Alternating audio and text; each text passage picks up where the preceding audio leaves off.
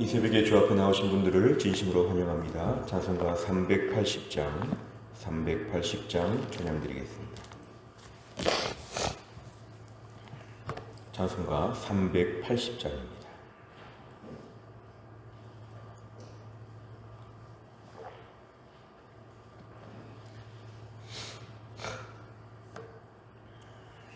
찬송가 380장 나의 생명 되신 주님 앞에 나아갑니다.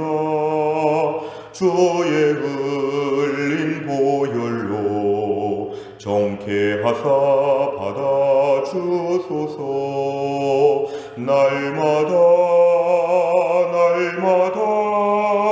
주를 찬송하겠네.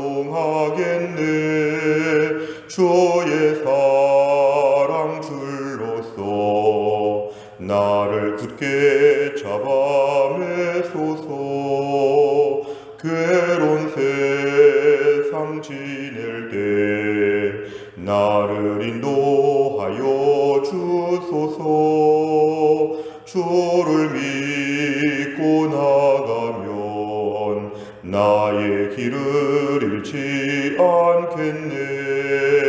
날마다 주를 찬송하겠네. 주의 사랑 줄로서 나를 굳게 잡아 매소서. 세상 살아갈 때에 주를 더욱 사랑합니다. 밝고 빛난 천국에 나의 영혼 들어가겠네. 날마다 주를 찬송하겠네. 주의 사랑 줄로서 나를 굳게 잡아 매소서. 아멘. 하나님 말씀은 예레미야 42장 1절부터 12절까지입니다.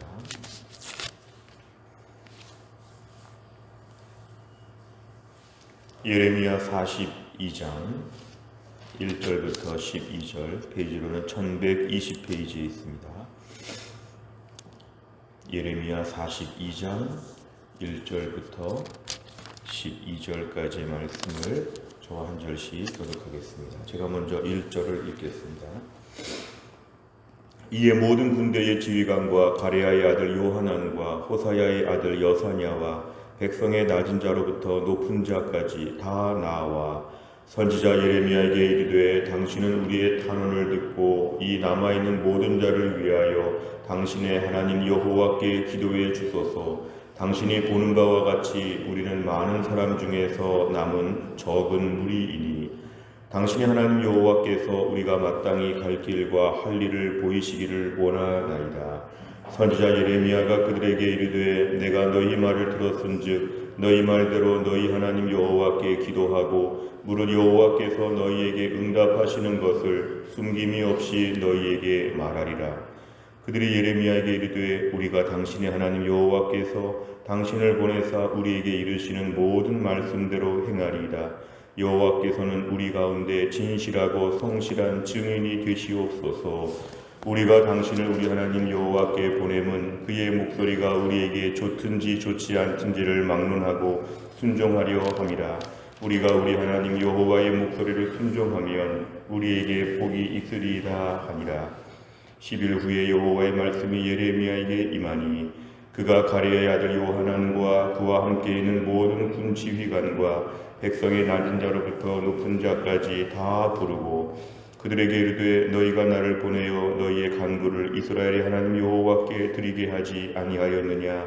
그가 이렇게 이르니라.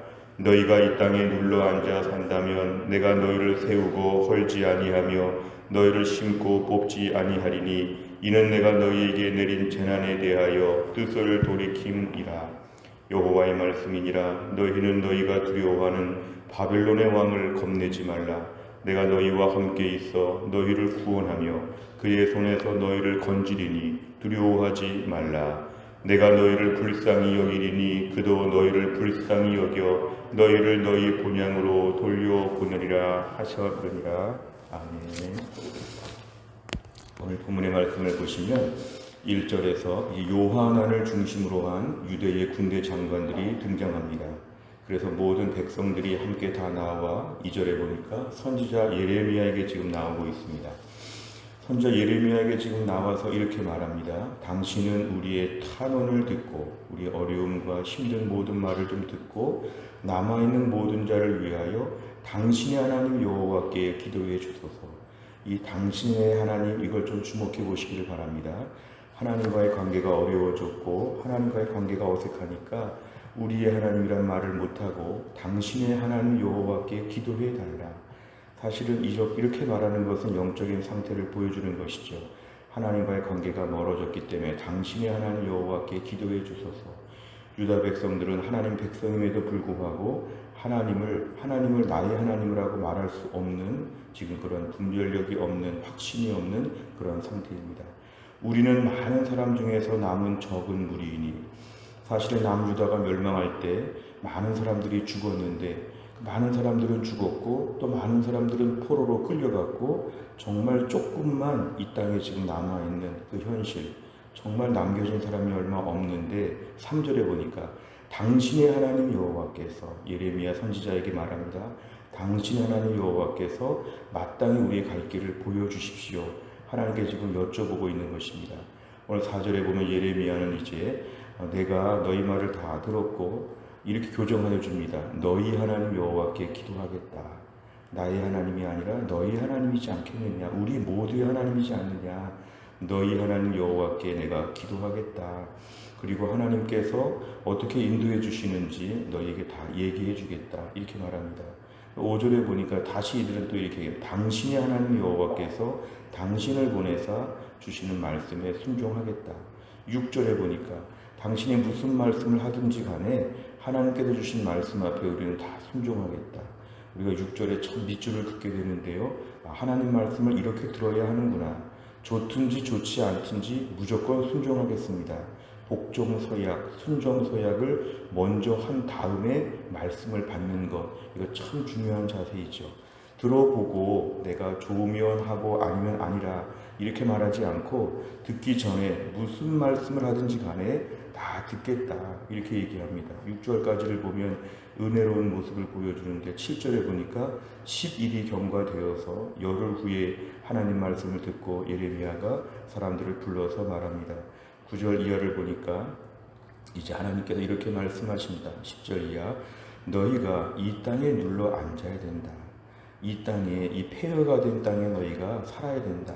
너희가 지금 애굽으로 가려고 하는데 너희가 지금 가면 안 된다. 여기서 있으면 너희가 오늘 하나님께서 보장하여 주실 것이다. 11절에 보니까 바벨론의 왕이 너희를 다스리고 있지만 겁내지 말아라. 내가 돌보고 있다. 12절에 내가 불쌍히 보니까 바벨론의 왕도 너희를 불쌍히 볼 것이다. 그러니까 너희가 여기 잠잡고 있어라. 이렇게 하나님의 뜻을 보여주십니다. 내용 관찰을 보시면 첫째, 요하난과 그 무리는 예레미야에게 어떤 기도를 요청합니까? 2절과 3절에 보면 핵심은 이것입니다. 3절, 우리가 마땅히 갈 길과 할 일을 보여주옵소서. 우리가 앞으로 어떻게 해야 될지 우리의 뜻을 보여주옵소서 이렇게 말을 합니다. 그렇게 말을 하게 되었을 때에 무엇보다 하나님의 어떤 말씀을 주시든지 간에 순종하겠다. 지금 이러한 것이었습니다. 두 번째를 보면 예레미야가 하나님께 받은 기도의 응답의 내용은 무엇입니까? 10절부터 12절까지를 보니까 하나님 말씀은 이 땅에 눌러앉아 살면 된다. 어디로 갈 생각하지 말고, 특별히 애굽으로 갈 생각하지 말고 여기서 머물러 살아라. 내가 보장하여 줄 것이다. 이렇게 말씀하십니다. 세 번째를 보면 요하난과 그 무리가 예레미야에게 기도를 요청하면서도 애굽으로 도망하려는 이유는 무엇입니까? 오늘 3번 문제가 참 중요합니다. 문제 보니까 애굽으로 도망하려는 이유, 이 애굽으로 도망한다는 것은 어제 말씀에 41장 17절과 18절에 보니까 애굽으로 가려고 지금 모든 계획을 세웠습니다. 그런데 오늘 학자들은 이렇게 주석합니다. 이미 결정이 끝났다는 것이죠. 애굽으로 가려고 하는 결정은 이미 다 정했고 오늘 42장에 넘어와서는 하나님이 동의해 주시기를 바란다 이것입니다. 이게 오늘 본문에 좀 어렵지만 오늘 본문의 중요한 뜻입니다. 오늘 읽은 본문만을 가지고 보면은 참 은혜롭고 믿음이 좋은 사람들처럼 보이지만 어제 17절과 18절에 이미 결정은 끝났고 내가 그렇게 하겠으니 하나님이 동의해 달라 이런 것입니다. 선지자 예레미야에게 사실은 물어보는 것처럼 보이지만 우리가 지금 애굽으로 가려고 하니까 그런 쪽으로 얘기해 달라 이런 것이죠. 그러니까 결국 오늘 본문의 중요한 포인트는 5절과 6절에서 참 은혜로운 고백을 하고 있음에도 불구하고 오늘의 포인트는 어제의 말씀에 이어서 봐야 한다는 것입니다. 이미 내가 결정하고 하나님께 동의를 요청하는 방식의 신앙. 오늘 요하난과 그 무리들은 벌써 나의 하나님, 우리 하나님이 아니라 당신의 하나님 이렇게 말하면서 하나님을 매우 제3자와 같이 이렇게 얘기합니다. 그러면서 결정도 자기들이 다 했습니다. 그러면서 하나님은 좀 잠잡고 동의해 주시기를 바라는 것. 결국 이들은 자기들의 고집이 더 셌습니다. 하나님 말씀을 듣겠다. 하나님 말씀을 가만히 경청하겠다. 겉모습은 그렇지만 속 마음은 애굽행 모든 일정을 확정을 짓고 아마 모든 일정 계획이 다 끝났습니다만 오늘 본문에 와서는 그래도 하나님 좀 동의해 주십시오. 형식적으로 도장 한번 찍어 주십시오. 우리가 다 알아서 하겠습니다. 우리끼리 전결하겠습니다. 이런 뜻입니다.